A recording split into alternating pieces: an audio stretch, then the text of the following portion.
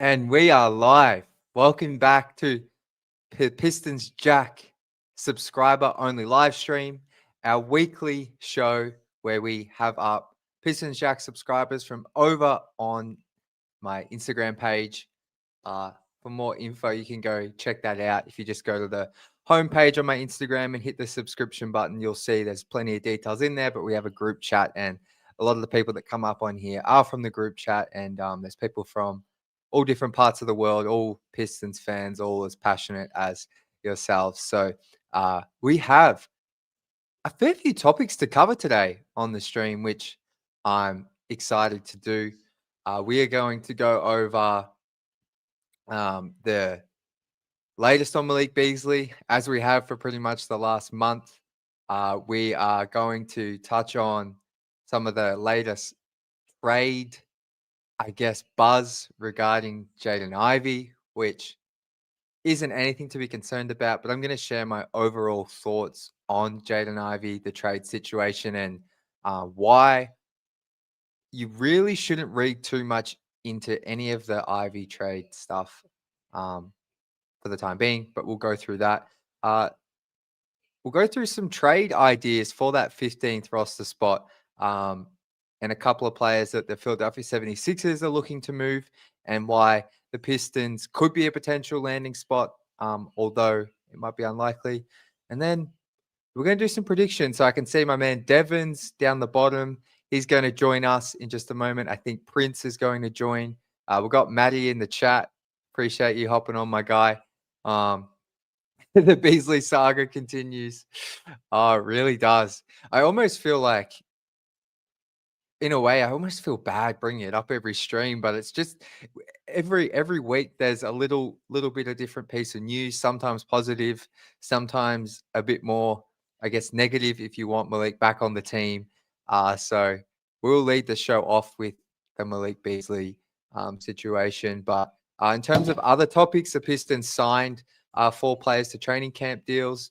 I did do a video on that yesterday, but we'll touch on that and what that means and how those deals work and affect the team. And then we'll do some final fan predictions for the season, because we are, I think, less than 2 weeks away from training camp. Media day is in 9 days. So maybe training camp's even sooner than 2 weeks. I don't think I've seen an official date, but media day is on September 29th, Monday at 10:30 a.m. Eastern, which for me and my guy Tom, that majestic mustache, Tom and I, while we're in completely different countries, are on a similar time zone. 10:30 a.m. on a Monday Eastern is extremely late. So I'll try my best to cover media day, but there's plenty of great Pistons content creators that will have you covered as well in the moment for that. But that's what we're going to go through on today's show. Devon, you just let me know when you're ready. I'll be able to see down the bottom when you're back on screen and ready to go. And we'll bring you up in just a second. But I just want to quickly touch on the Malik Beasley news, and then I'm going to bring Devon up and we'll get his reaction to it. But the latest on Malik is it came from, so I'm not sure if anyone watching listens to this podcast, but Brian Windhorst, who's like one of the bigger national media, journalists at ESPN. He has a podcast called The Hoop Collective, and he also has another pair of ESPN journalists that cover the NBA at whole. Tim Bontemps is one of them, and the NBA had like their annual board of governors meeting, which is essentially where all the owners meet up from all 30 teams and discuss plenty of topics. And Tim Bontemps asked Adam Silver directly about the Malik Beasley gambling situation and where it's at, what's the latest. And Tim kind of said that Adam kind of dodged the question and kind of just gave an answer that we'll just have to wait and see until the investigations are over. He also alluded to the fact that Malik is still under federal investigation, which we already knew. But the part to me that was interesting was Tim's response. And he kind of just said, I'm just pulling up the quote now.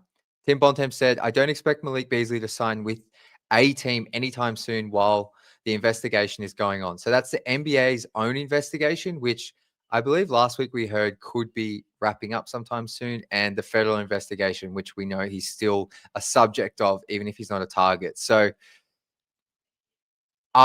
look, you don't have to believe everything you see, but Tim is pretty tapped in when it comes to uh, this NBA as a whole, and particularly teams on the East Coast. He kind of covers the East Coast. So I would dare say that the teams that are interested in Malik are mostly East Coast teams. There's or Eastern Conference teams. It's the Cavs, Pistons, Timberwolves, and apparently the Knicks, even though I feel like they are not anymore. So I feel like he would have a pretty good grasp on what those teams are kind of thinking with Malik. So not the most positive news if you wanted Malik on the roster, but I'm going to bring up Devin now, and we'll get his thoughts on the Malik Beasley situation. But Devin, how you been, my guy? Thank you for jumping on. What's going on, bro? How are you? I'm good, man. Are you at work? Yeah. Oh, man, what a legend. I had to jump on the last one. Well, I probably should have said this isn't the last one ever. It's just the last one for the foreseeable future on a Friday because we have preseason games back in pretty much 2 weeks. We've got media day, so there'll be plenty of live streams after games and events. But this is the last kind of subscriber only stream throughout if you want to call it the dog days of the off season. Nope. So I appreciate you jumping on, my man. But of course, I kind of just said a lot of stuff about Malik then. And I guess my question to you is, we are just over a week away from media day and I guess training camp. I think a few weeks ago, it was starting to feel like Malik could be back on the team. How are you feeling about it all now? Not great. It's not looking. It's not looking very promising. You know, I was super hopeful for the longest time that we would get him back. It's just not. It's not impossible, but it's not looking very probable right now. I really hope we do get him back. I've been saying all summer that I would love to have him back, and for a minute there, I really thought we were. But it's right now, it's just not looking great. Yeah, I must admit, when I want to say it was like a month ago now, when we woke up. Oh, sorry, I'm speaking for myself because I always wake up to this kind of breaking news. But I think Sham said he was cleared or something, and I was like, oh wow, like this is trending really nicely. And I think we're all aligned with this. Like we hope just for Malik and his family, like whatever outcome is meant to happen, we hope it's positive. But I was starting to feel like he was going to be back on the Pistons, and then it's kind of the momentum's just slowed down. And it sounds like, I mean, I think we all as well understood it was going to be a bit of a long shot while these investigations were surrounding him, that a team would want to sign him. And as unfair as it is to Malik, if he is completely not guilty in all of this, whilst you have that kind of baggage, I want to call it, clouding you, I did always think it was going to kind of be tough to see a team wanting to bring that into their, to attach it to their team. So it's not surprising, but I think the momentum did feel really positive and it's just kind of stopped. But we'll see. Look, he could, this thing seems to have moved faster than I ever thought. Like when we first found out in late June, I thought he was going to be out for this whole season, and we honestly wouldn't get an answer until, 2026 sometime then. But it's moved quicker than I thought. But hopefully Malik can get back on an NBA court, an NBA team, and get his career going again. I think he will. Yeah, I think so too. Like the federal investigation seems to be trending in the right way for him, and we'll see what happens with the NBA one. But is there any other Malik thoughts before I jump to the next topic?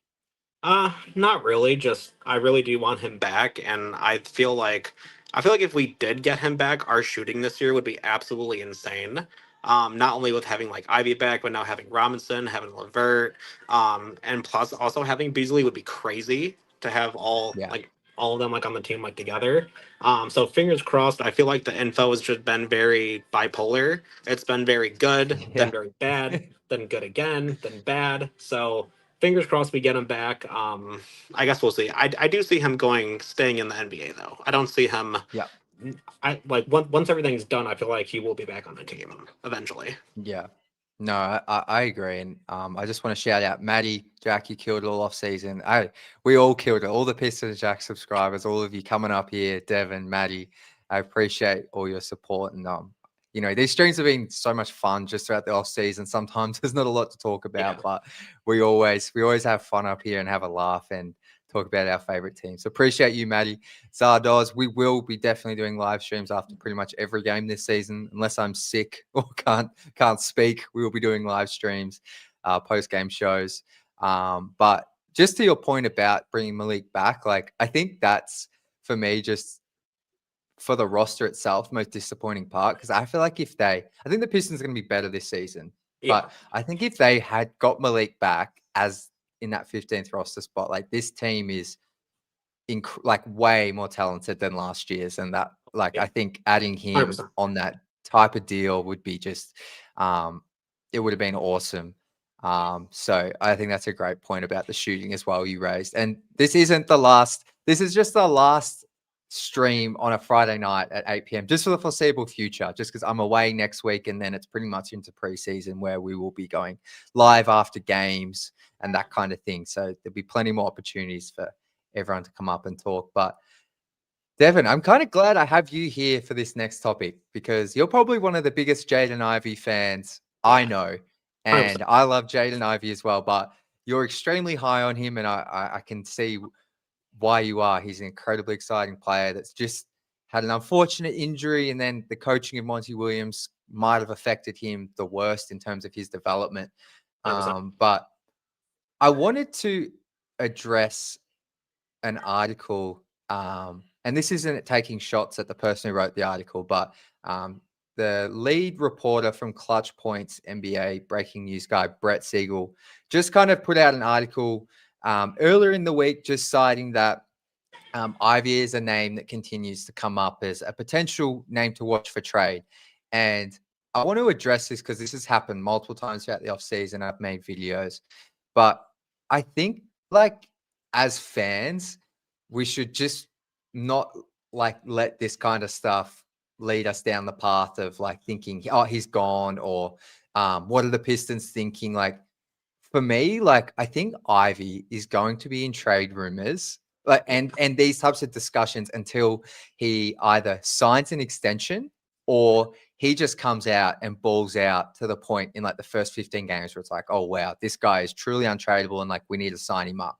And I think that's not a bad reflection on Ivy. It's just of course teams are going to be interested in an enticing score. It's almost like a bit of a compliment to the talent he is. And I get there's questions around his fit with Cade, and I've spoken about it. I don't think that's entirely Jaden's fault. It's those things I mentioned. But how do you at least feel when you see I'm not sure if you're on Twitter, but you would see people talking about, that's probably a good thing, on Twitter, by the way. But yes, it is. It typically when this happens, it'll become this fight between Pistons fans who want to trade Ivy and don't. But when you really look at this kind of stuff, it's almost a bit of a compliment to Ivy, and it shouldn't be something we lose our minds over.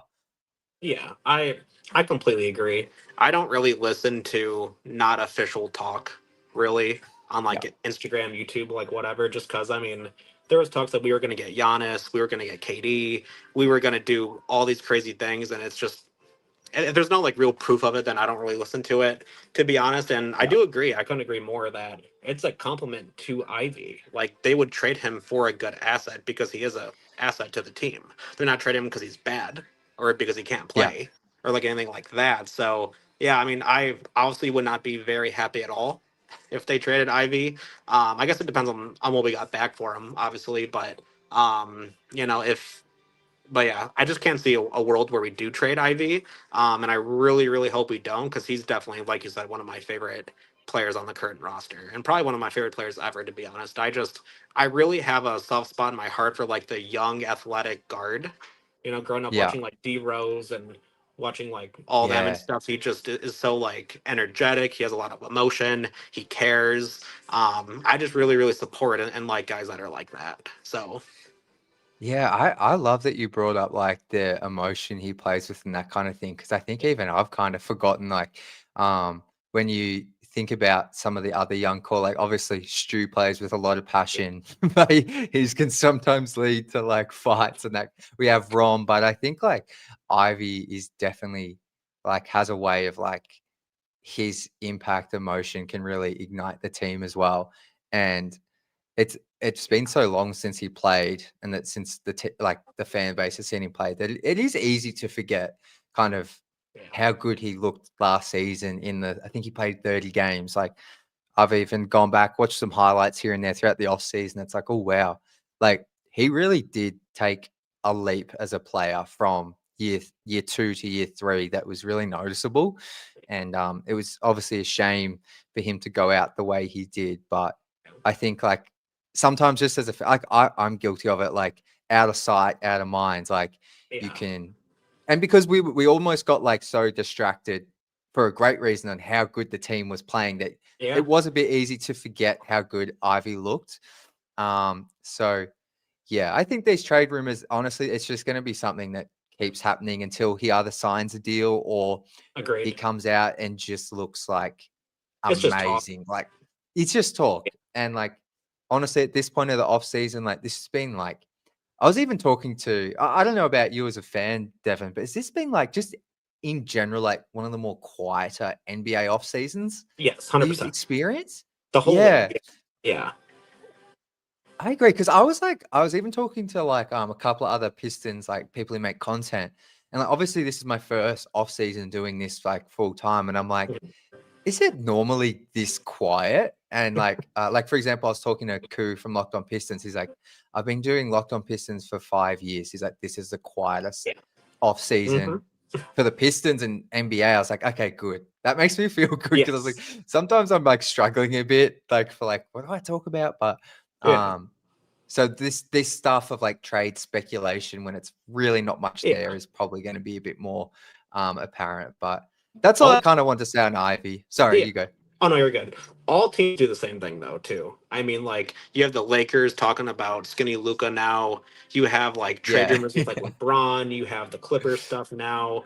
Thank God we had KD to the Rockets, because if that didn't happen, I mean, nothing would have been happening this offseason. So at least you have that. At least you have one big move. But, yeah, this offseason has definitely been just nothing. I've been just waiting for like a big thing to happen, and just nothing has happened, especially with Beasley. I've been waiting, I feel like, forever about like what's going on with him. But yeah, no, I totally agree. No, it's weird. Like, the only other thing that was kind of shocking to me was maybe the Miles Turner leaving that was weird. The Pacers. But like, I mean, Turner's like not like on the level of some of these players, but that was just weird. That's just weird. But yeah, we both want Jaden Ivey here. Maybe to wrap up the Ivy section, what would your stat prediction be for him this season? I think he's gonna start off kind of slower, just because he's coming from an injury, and he hasn't played in like 11 months, almost 10 months. I could see him having high minutes this year, and I think he definitely would average. I could see him averaging over 20 points a game. Assist, I don't know, just because, like, again, like, we have new people now. So we have Lillard, we have Robinson. I don't know how that would mesh per se with his assist, even though I feel like he will have the ball a lot. But I think he definitely could average over 20 points per game this year. That's what I want to see as well. I want to see him just go all out as a scorer. The scoring and then defense is what I'm looking for the most with JI. The passing, obviously he's going to be playing backup point guard, but I think you outlined it really well there. Like, got Karis LeVert to help with that. I think Asar's going to be playmaking a bit more this season. And I love how you brought up Duncan Robinson, because a sneaky part of his game is the playmaking that he can bring. Like, he's not a guy that's going to average 5 assists, but you know, a solid 2 to 3 per game from a guy off the bench is really solid. So scoring and defense for JI, if he can take big strides there, and like, he's already a good scorer, but to get over 20 is like a bit of a jump. That would be awesome. And I love this from Maddie. Get ready for the craziest off season ever. That I was thinking that as well while we were chatting. He knew something we didn't, apparently. Before we jump to the next topic, I just want to shout out Camille here from Turkey. Who's your Champions League team, Camille? Because 5-1, that is not a good result in soccer. That is a thrashing. Appreciate you tuning in, my friend. And we're going to get you up on a post-game stream at one point this season when you can make the time. Okay. Devin, can you try and pronounce that? Galatasaray? I'm so sorry. Galatasaray? Galatasaray? That was better than me. I'm terrible at stuff like that. Dude, I made a video. We're going to talk about them, but I made a video on some of the training camp players yesterday. Oh, yeah. I should have. I've Oh, seen my that today. pronunciation was. Oh, you watched it? Yeah, my pronunciation was so bad. Better than I could do. I mean, I don't blame it. Yeah, I would just say like player A. I know. Well, I was going to call them by their first names. So I was like, no, I've got to say their surname at one point. Yeah. All right. Next topic. I did also make a video on this earlier in the week, and this is purely like me just coming up with the topic. And there's no. I just want to really stress. There's no rumors about the Pistons being interested, but I did see that Philly are looking to offload both Andre Drummond and Kelly Oubre Jr. They definitely need to get rid of one of them, I believe, as a salary dump to so they can re-sign Quentin Grimes to a bigger deal. Now, the reason I thought this would be interesting to just talk about, even if it's briefly, is because obviously Andre Drummond and the Pistons, there's an extensive history there. Andre's always wanted to come back to Detroit. Yeah, Andre, I think we both love Andre. But so there's the Andre Drummond factor. And then Kelly Oubre Jr. actually played like nearly half of his minutes last season at the 4. So whilst I think we're all aligned that Ron Holland's probably going to take a lot of those backup 4 minutes, or Asar, whichever one you see fit, there is still a need there for the Pistons. So I thought it's at least worth a discussion. And just for those wondering how can the Pistons actually trade for them, well, the Pistons got that traded player exception of like $14 million from the Kings, which allows them to just absorb Andre's $6 million or Oubre's $8 million. So I guess Andre at this stage, probably like if they brought him on in that 15th roster spot, he would be like purely your 4th big and wouldn't play unless injury. Do either of those names pique interest to you? Like I said, we're kind of stretching it here, but there is some ties there where you could see it potentially being a thing. I mean, both are interesting. I don't hate either one. I think we already have B-Ball Paul. So, I mean, Andre might not have, like you said, he probably wouldn't have much of a role. And I would like to see him have somewhat of a role with Detroit. So I would love to have him back, but I just don't know how useful he would be. I would like Oubre at the 4, though. I think he would be a good backup 4 just in case, just because we could use help in that position. So yeah, I wouldn't hate like either one though, to be honest. Yeah, I like Oubre. Like I think he started a lot last year. I'm not sure if he would want to come off the bench. Like obviously he would, but like Tobias would start having. But he's really good at like getting steals. He's like 6'8". Streaky 3-point shooter, but I feel like he's had games against the Pistons dating back to when he was on the Hornets where at least maybe I just remember this, but he used to just like kill us. So, but he is a streaky offensive player, but like I could see there being a role for him for sure on this team. And I think I would rather Oubre over Drummond. I just think Andre at this point is probably like, he's still an elite rebounder, and I think he will be as long as he's in the league. But I think part of me, the romantic fan side of me, would like to see him back on the team before he retires. Same. And I know he's spoken about it publicly. He wants to come back to Detroit. So, and like when I did mention this in the video, but I had a chance to very briefly FaceTime him. Oh yeah. Like it was very short call, but he said like Detroit's like his pride and joy. Like it's like his favorite place. So he definitely wants to come back. And I think like even if basketball wise it might not be the best move, I think a lot of Pistons fans would still think it's pretty cool. So I'm with you though. I like the Oubre at the backup 4. I don't think Trajan's going to be too interested, but we will see. 2 more topics here. We're flying through these, but I'm not sure if you have many thoughts on this, Devin, but yesterday the Pistons signed 4 players to training camp deals. There's Dawson Garcia, Bryce Williams, who both played on the Summer League team. Yeah. John, here we go. This will be fun. John Ukamaru. He played on the Cruise last Sounds season, right. and he had I think at Summer League he had like a 15-point first half.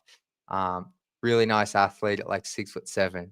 And the cool thing about him, for those that don't know, is he came out and paid for a tryout with the Cruise last season and All right. made the team. And then he made the Summer League team. So he's like had a really cool story to get to where he is. And now for him to even be on a training camp deal is like really cool. And then there's Charles, I'm going to say Bediako, who's like a center. He's played a couple of years in the G League, defensive, like 7-foot center. So training camp deals only last for training camp. And it's pretty rare these players will make the team. But I just want to bring that up on the stream. Do you have any thoughts? Not really. I don't watch a lot of like college or like anything like that, so I'm not super familiar with them. I do trust that Trajan will make the right decision. I think definitely like it's great that they have like experience in the summer league at least, stuff like that. And I really do hope that they find like a good home like in the NBA. I just don't know much about those players because I don't watch college or like too much like that. You and me. I don't know too much. All I know is Bryce Williams is like he played on the Summer League team. He's like a forward that can shoot. And Dawson Garcia is like a stretch big center. So I think they will probably typically what happens is these players go straight onto the Motor City Cruise team. Yeah. None of them will be on the two-way deals, but they'll be on the Cruise more likely than not. Camille here suggests Royce O'Neal. I assume this is using the traded player exception because he's on the Suns. That could be a solid pickup at the backup 4. I like that, Camille. All right, now for some fun, Devin, to wrap up the show here. We're going to do final predictions before the preseason. So a nice simple one. How many wins do you have the Pistons getting this season? So just like I said, I've been sticking strong to my prediction. Just like I said when we had everyone up here, I went through the entire schedule, and if I thought it would be a W or L, I got 55 wins this year. I think 55. Yep. I think the East is wide open. I don't think Boston. I don't think Atlanta. I don't think Indiana. Even New York, to be honest, are going to be like that much better or even worse than us. So I definitely could see us being top 2, 3. I'm not even that scared, honestly, of Orlando. And I think that's my biggest reason for 55 is because I think Cleveland will probably have 60 plus wins again. They always kill it in the regular season because they're a regular season team. We are also very, very home friendly in the beginning. And also I was looking, I believe it's early November to December. We have like 9 or 10 games that I've seen that we could easily win all 9, 10. Like straight. So I definitely see us, and again, we'll be fully healthy this year too, hopefully. So I think that's another big reason.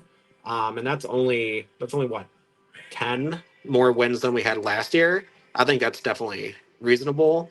And I wouldn't be shocked if it was 55. No, I love that. I can see Prince has joined us down below. What I might do, Prince, we'll finish doing this part with Devin so he can get back to work, and then oh, you're done? Yeah.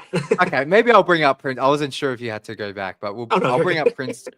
I'll bring up Prince quickly. Prince, what's going on, my friend? What is going on, Pistons Jack community? I'm back, and I'm better. So glad to be back. We're happy to have you right back. now, I'm stationed in Jackson, Tennessee. If I'm not wrong, my parents told me this is where I was conceived, and I'm just having so much fun. And my parents are inside the Airbnb, so I decided to do the show in the car. But how are y'all doing, guys? Prince, is that a Buc-ee's? Yes, it is a Buc-ee's. Yup. I love Buc-ee's. Had to rock it. Is Buc-ee's the place the team stopped? Remember the Pistons went through? Is it like some sort of gas station / like massive convenience store? It is like it's huge. Yes, it is like the largest, I think, gas station in the U.S. Mhm. They have Wow. they have like 200 gas pumps, and they have like their own food. They have like a convenience store. They have everything. I Wait, go to Tennessee two, all the time. s- sorry, 200 gas pumps Yep, just at one place. yep. Yep. It's Oh, huge. man. Wow. I'm not sure where Prince has gone, but I want to ask a couple more questions. So, are they only in Tennessee? So they're only in, like, to my knowledge, they're only in the South. I don't have any by me, Yeah. but me and my wife go to Gatlinburg, Tennessee quite often. And Yeah. there's one in Tennessee, there's one in Kentucky, Richmond, I think Virginia has one. Okay. I think there's only Yeah. like 5 or 6 of them. I don't think there's a lot of them. Oh, wow. Okay. I thought there was like a lot of them. Oh Got no, you. I wish, but Well, is that like something that's been around for a long time, or are they more recent?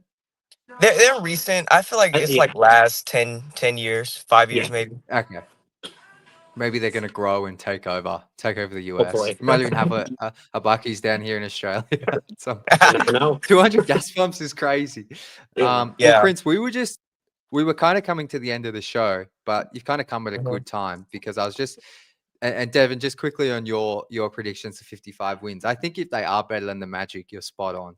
I probably just Yeah. have them a bit below the Magic, but I hope they're better. But I think what you said about the team being fully healthy as well. I mean, Yeah. hopefully no injuries at training camp, but last season that definitely wasn't the case. So, Right. and the other key thing is, like, this is like the first time in 2 or 3 seasons where the whole coaching staff hasn't changed. So, That is also true. so point. that continuity with the roster as well. The roster didn't change too much. Like, obviously the core remains the same. So I think that's another thing that what is another reason why I'm a bit higher on them this season than probably Yeah. a lot of people too. But Prince, what's your win total for the Pistons this season? Devin has had 55 wins I this had them at season. 53.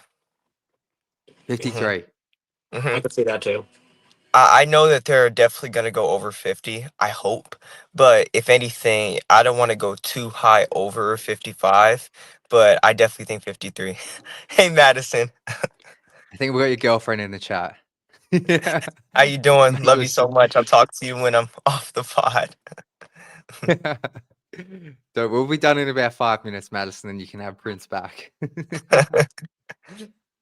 I think 53 is a good call as well. I'm probably at like 48, but like I can definitely see them getting to where each of you have them for sure. I think part of me is just a little bit more scarred from previous years. I'm trying to get rid of my Pistons PTSD, but sometimes Same. it still lingers. Like, Yeah. I think a lot of the fan base could be like that, where we're like, we want to, like, we believe they can get to like the 3rd seed and win 50 plus games, but then there's part of us that's like a bit scarred from prior seasons where we get really excited and the results quickly go the other way. But the next, I think this will be a quick one based on the win totals, but what seed in the East would your win total put the Pistons? I think, Devin, did you say like 3rd? I said 2nd or 3rd. Yeah. Yeah. Yeah. And then Prince? I think we're either going to be second over the Magic or maybe third over the Knicks and Cleveland. But I think if best possible scenario would be second over the Magic, but I think the most realistic we're probably going to be just under Cleveland and New York, and I think we're going to be the 3rd seed.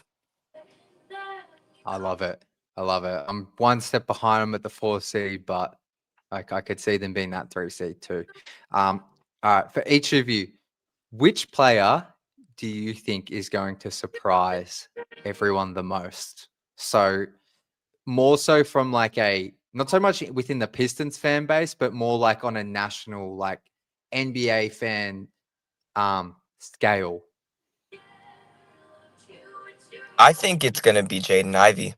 I think if anything, Jaden Ivey is going to prove himself just as K did last year.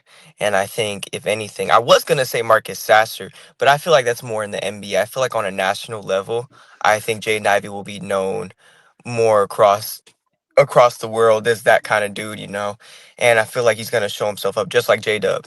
Like I feel like he's going to show himself throughout the league. I Love agree. it. I think on a national level, I agree. I think it's Jaden Ivey. I think within like the Pistons fan base, it could be someone like Asar or like Ron Holland, or Yeah. even Duncan Robinson, to be honest. But I think national wise, I totally agree with Prince. I think Ivy's going to have probably the best year of his career and start to really get like the recognition, kind of like K did last year. Yeah. No, I think Ivy's the pick for sure. I think I started to get that. Like I've heard a Yeah. lot of people talking about him being his most improved player, winning that award. Potentially he's one of the favorites. So I think Ivy's the one that gets left out a lot, especially when you hear national people talk about the team. So yeah, it's really I can't wait to see him back. Especially I wonder if he's gonna play preseason. I would assume he will. Um, all right. Final one. We kind of touched on within the Pistons fan base. Prince had some love for Sasa. Um, at the end of the season, and try your best to take off your Pistons fandom cap. Where will Cade be seen? What Cade Cunningham will be a top what player once the playoffs are done and everything? Well, I feel like top player as in the fans' mind, like an NBA fan's mind, or a top 5 player when it comes to how good he truly is. I guess just based on how you would put your top 20 NBA players, like try not to think about what so much other fans think, but where do you really think he will rank? I think he's going to be top 4 in MVP voting, but realistically, I think he's going to be the top 5 NBA players next year, definitely. Wow. But for me, when it comes to the NBA fans' mind, like average, like probably I like the Portland Trailblazers, but I'm more of like an all league guy. I think he's definitely going to be top 3 when it comes to how an NBA fan thinks on how good they play and how exciting it is to watch them. I think he's going to be top Yeah. 3, and I think he's definitely going to be one of the favorites for the next American MVP. Love it. That'd be amazing outcome. Devin? This is for like the league or the East. The league. I think I think he will finish after the playoffs because I have predictions of the playoffs too. I think he'll be a top 7 player in the league. I can't name more than already right now. I can't really name 10 players better than him, to be honest. Again, trying to Yeah. be like as non-biased as possible. But I think, especially like with the playoffs, I mean, again, I think me and Prince both got him in the Eastern Conference Finals. I think he'll be top 7. I love it. I think I'm similar to you, Devin. I reckon between like that, just like trying to be unbiased, like I think he's better than this, but I think he'll be in like that 7 to 12 range, Yeah. like overall. And I think if he can have a really good playoffs, um, even if they don't win a first round series, if he can just be like take it take it to 7 and just be incredible, I think that'll go a long way to like convincing the broader fan base that he's like a top 10 player unanimously. But I just thought of one before I let you two go. What's just in general, like it can be a player, it can be a certain game. What are you just looking forward to the most about Pistons basketball returning? Like it can be anything. It doesn't have to be a player. It can be, like I said, a game. It can be just even like having it on every 2 nights. Like, what's like the one thing that makes you the most excited about it? I It have finally one nearly returning. that's Yeah, super specific, and I yeah, feel like going from the 2023 season into the 2024-25 season, I feel like the love that I have for the Pistons when they win like back to back to back, and it's like that feeling of we're actually winning, we're an actual good team now, and I just feel like we're going to keep doing this over and over and over again, and that feeling like, oh, we're an actually good team, like that was the best feeling ever, and I want that feeling next year. It's like like I feel like there was a huge feeling in every Pistons fan gut having to watch the 23-24 season, just seeing us lose over and over and over again. It's like, when will this end? But I feel like deep down inside, even when it was that Boston game, the 23-24 season, I feel like that was just so peak. It's like we had all that anger built up for us losing over and over again. And the coach that shall be not be named, but I feel like once we played that Boston game, and surprisingly, I was in Jackson at the time, it was just like, I loved that game so much. Even though we lost, it was like the way that we could keep up with the soon to be NBA champions like that. And it was just like we almost won and we were up by 20. And it was just like that joy that I've had for the game. It was better than any game that I watched 24-25 season. So I feel like that in specific, that's what I want to feel next season. Love that. I think that's that feeling of like getting like being able to watch a sport and be really like emotionally invested is probably just like the thing I'm the most excited about, to be honest. And then like just being able to like, whether it's a close game or the teams that got a blowout, like just being like for those 2 hours, just being like, this is all I care about. Like, like that feeling is probably what I'm just most looking forward to.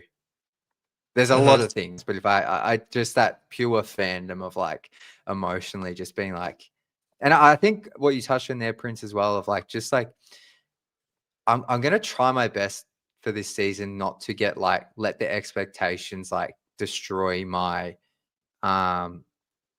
like enjoyment game to game. Like I really, just because I think this team should win 48 games, I really don't want to like, if they've lost 2 in a row, like come the third game, start getting really mad, or like I just want to really try and enjoy each game. But Devin, what are you most looking forward to? I think two things. One, like you said, just the joy of watching basketball again, just in general, just watching basketball, just knowing that every night or every other night there's going to be something for me to watch is Yeah. definitely looking forward to that. Um, that and just, I mean, just watching my team again and just having something to be proud of and something to support. If it's a game, second of all, on December 5th, me, Sarah, and Maddie are all going to the Trailblazers game. So that's going to be Oh, really, let's go. so that's That's going to going to be be cool incredible. to meet up with them and to kind of just have that like connection as like fans and stuff. I don't know Yeah. too many people like in person that are Pistons fans, so it's nice to get Yeah. together with especially like the Pistons Jack community. So really excited for Yeah. that too. We'll need plenty of photos. That's incredible. And yeah, I must admit, one thing I'm looking forward to is hopefully just getting back for a game Yeah. back in Detroit. But once that's locked in, I will look forward to that one. But and obviously, I think the last one is just on these, like, this isn't the post game stream, but I'm so excited for the post game streams to come back. Same. That was like, that's where I pretty much met all of you originally, and Yep. like excited to just be able to come on and actually talk about a game and ride the highs. And if we have a bad loss, just like, get that loss off us. And hopefully we can all meet some new Pistons fans on the streams this year as well. But that would be my stuff. But fellas, I appreciate you jumping on. Like I said, this isn't the last subscriber only stream. It's just for the foreseeable future, because we're going to have games back and they might be on Fridays, but we'll be live after every game unless I can't physically do it. So plenty more times to chat, but appreciate both of you and the rest of the Pistons Jack community. We've got Maddie in here today, Tom, Sarah, all coming on and sharing your thoughts. It's been awesome throughout this off season. We're nearly finally back to some games. Yeah, But I yeah, feel like it's been so much. It's been an amazing ride, and I appreciate each and every one of you. But you should drop in that group chat when the game is for the Portland game. I want to see if I can possibly pull up with my dad. But if anything, I just want to say thank you again for having me on. It was really nice meeting you, and I just think, yeah, it's been great together all the time together, man. let's go. Well, I'm going to let you two go. I'm going to answer a couple of questions and then we're going to wrap up the stream. But Prince, enjoy the rest of your, is it a vacation in Tennessee? No, unfortunately, my grandmother, her house burnt down, which was Oh, crazy. But she lives in Jackson, so I just tried. Well, me and my dad, we came down to come and help her. But other than that, we've been having a great time. Other than that, I got to see where my parents went to college, and the exact house where I was conceived in. And I was just like, man, this is so great, you know. But yeah. So prayers up for my nana. awesome. She's going through a Yeah. really hard time, and we're just trying to make sure we can get her stable, you know? Well, I'm very happy to hear that your nana is all good, but hopefully everything can get turned around quickly. And yeah, man, love hearing that you and your family are doing good. Appreciate you, Mhm. Prince. And thank you so much as well, Devin, for jumping on after No worries, work. bro. My Thank guy. you. All right, guys, we'll chat soon. All right. Bye-bye. Thank See you, you. man. Thank you. Peace. All right. I wanted to get to quickly here. Tony had a question for me that I just wanted to go through. Would you trade Ivy for Austin Reeves? That is a very good trade suggestion. I think Reeves is probably, as of right now, a better player than Ivy, just with what he's shown in his career. He's played an extra season than JI. I probably wouldn't, and it's only because I think Reeves doesn't fix anything defensively that Ivy, like he's a bit of a better scorer than Ivy right now, but I think like JI can be a better scorer. And then defensively, I think even Ivy's slightly better than Austin Reeves. And Reeves is due for a big extension, which I know Ivy's due as well, but they both are at the end of this season. But I think this is a great trade suggestion. I think a lot of Pistons fans might even disagree with me, but I think like whilst Austin, yeah, right now is probably the better player just with what he's proven, and he's had that another year of development in the league. I think, how can I say this? I think if you're gonna move Ivy, like Zach Lowe recently threw out the idea of Lauri Markkanen being like the perfect piece for the Pistons, perfect trade piece. Now there's no rumors that that's happening, but I think if you're going to move Ivy, it would have to be for someone that addresses the four position, the front court scoring. And I think someone like Markkanen does that. And I think you could just get a bit more in return than Austin Reeves. But I think Austin Reeves is a really good player. Definitely a lot better than the undrafted player he was in the 2021 draft. But no. Oh, yeah, you agree with me. Yeah. But great question. Like when I saw you pop this in before, I was like, this is close. But I think I'm just going to take the upside of Ivy. And Nuggy says here, Reeves is cool, but he's 28. Wow, I forgot he's that much older because he must have played 4 years at where did he go to college? What's the Shockers? Okay, that's bad of me. Nuggies will know, but yeah, I'm gonna take the upside of Ivy, but it's a great trade suggestion. And appreciate you, Devin. That's going to do it for tonight's show or today's show if you're watching this in Australia. But appreciate everyone tuning in, especially throughout the off season. Like I know the Pistons aren't the front of mind, but we've consistently had people in the chat, people up on the stream, and yeah, the new season's almost here. I'm very excited for season 2 of doing Pistons Jack and just this Pistons season as a whole. Like I said, just to remind everyone, like, we'll be doing live streams after every game. We do post-game shows, and it's very simple. These are subscriber-only streams for the Pistons Jack subscribers. But for the post-game streams, anyone can come up. I pretty much just drop a link in this chat here that you're all in, and you just copy and paste that, put it into your browser, and I'll bring you up and we can talk about any topic with the team. We'll talk about the game that was just gone or anything you'd like to talk about. So really excited to grow that community and meet more Pistons fans throughout the season. Because like I was saying to Prince and Devin, like I've met pretty much 90% of people through these streams after the game. So it was one of my favorite things last season and is something I'm very much looking forward to this season. So thank you everyone for tuning in tonight. Thank you for tuning throughout the off season. Plenty more content to come, live streams and obviously on the YouTube channel and all my socials. But just wanted to shout out everyone who's joined these streams throughout the off season. But that'll do it for today's show. And until next time,